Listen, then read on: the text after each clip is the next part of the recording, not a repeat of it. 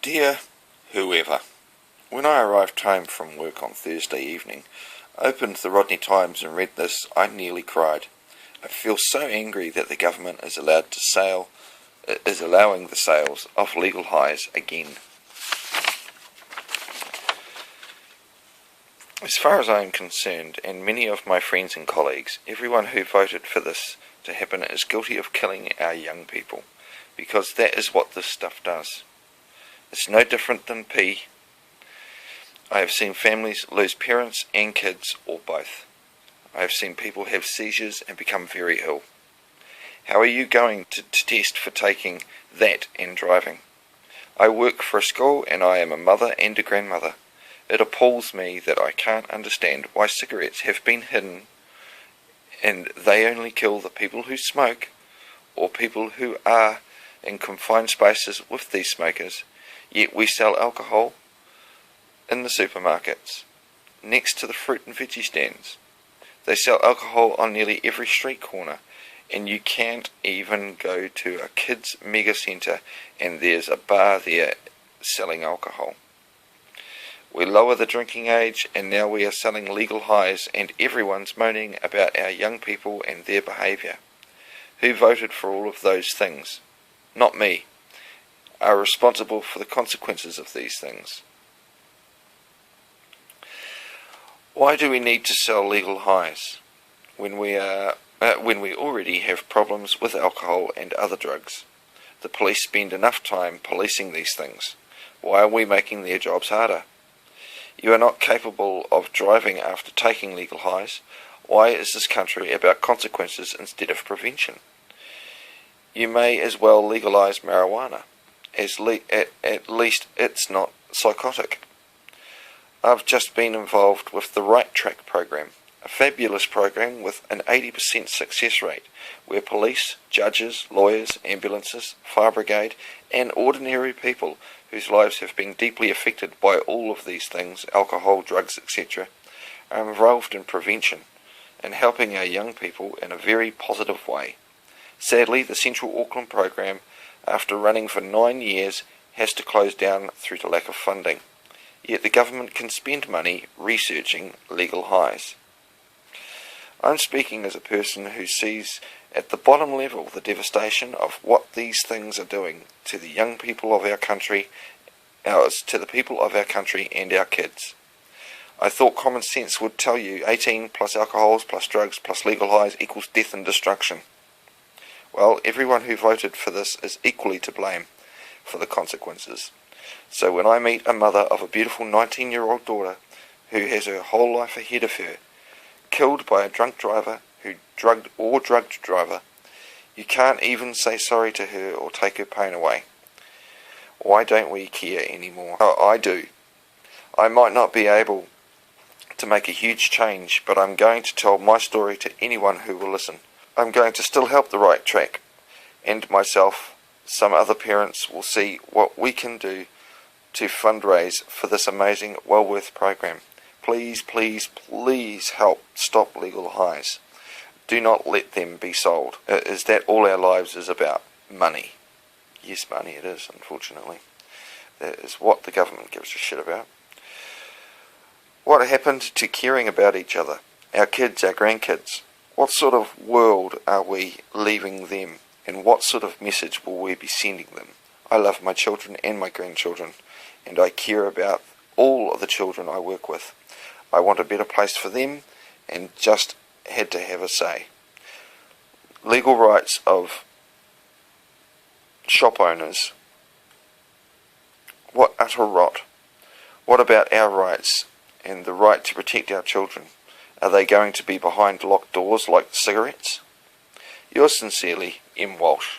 That's my Auntie Marnie. She is a very, very empathetic woman. She feels deeply about things, and I can also testify that I've had several friends go through major medical issues because of taking it last time, and now it's legal again. Anyway, here is the legal highs thing. I shall read that out as well. Legal highs selling policy. Rodney Times, April 9th, 2015. New legal highs are expected back on the market as the government begins licensing psychoactive substances later this year. Areas where the sale of the substances will be allowed in Auckland have been agreed by the Auckland Council. The Council's Regional Strategy and Policy Committee last week approved the proposed local approved product policy, the LAP. I'll put dog on the end of it, which will prevent the sale of products near vulnerable communities, schools or treatment centres for mental health issues or substance abuse. Retail licences to sell government-approved products will be guided by the policy, which was developed with the stakeholders and a public consultation and hearings process. Licences will be issued by the Pshycoactive Substances Regulatory Authority, not the Auckland Council. LAPP hearings panel chairwoman Linda Cooper says the policy has to find a balance between respecting the legal rights for shop to sell the products and the need to protect the most vulnerable in the community. From our work in consultation with Aucklanders, we quickly found that many people wanted the product banned outright, she says. However, it is the government licensing the products.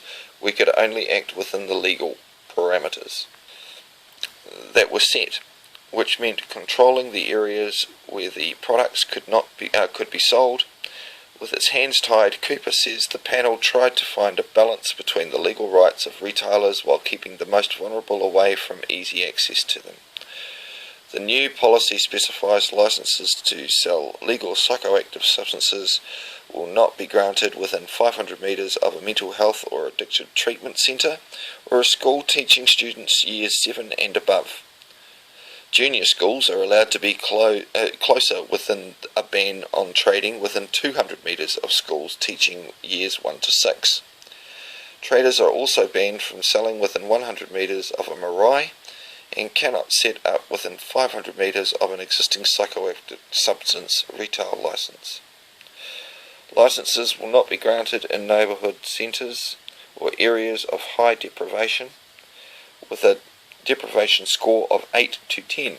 Well, we're scoring how badly we're deprived.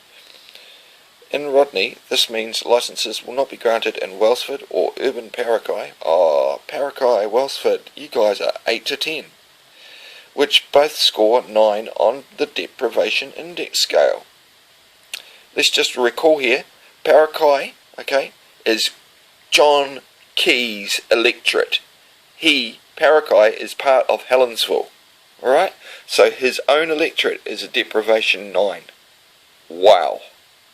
The Tahana Town Centre has been identified as to special restricted areas where substances will not be allowed for sale. Cooper says that she is pleased with the policy and hopes it will go some way to protecting those in the community who need it the most. You want to protect people? Stop selling fucking psychoactive substances to people. Because honestly, I've had so many of my friends get fucked up. I have tried this legal high stuff just the once. I was sick to my stomach for over 24 hours. It is not good. Okay? And that's just my personal opinion. Okay. Anyway, my Auntie Marnie is a lovely woman. I thank her for bringing this stuff to my attention. With 3 kids, I will be keeping an eye out for it. And there is no fucking way that, as to this, it is the government licensing the products. Okay, the government consists of men acting upon words written on bits of paper. It's called the legal system. Alright? The government is just men and women. It's not this big bad wolf you guys all think about. It's just men and women. Men and women that derive their authority from the voting populace. Alright? John Key's answer is always, oh, well, it was in the mandate, so you voted it in, I'll do what I want. It's typical with him. It was in the mandate, we told you about it beforehand. It's stupid. Stupid politics. The sooner these guys all get knocked on the fucking head, the better. Anyway. Later.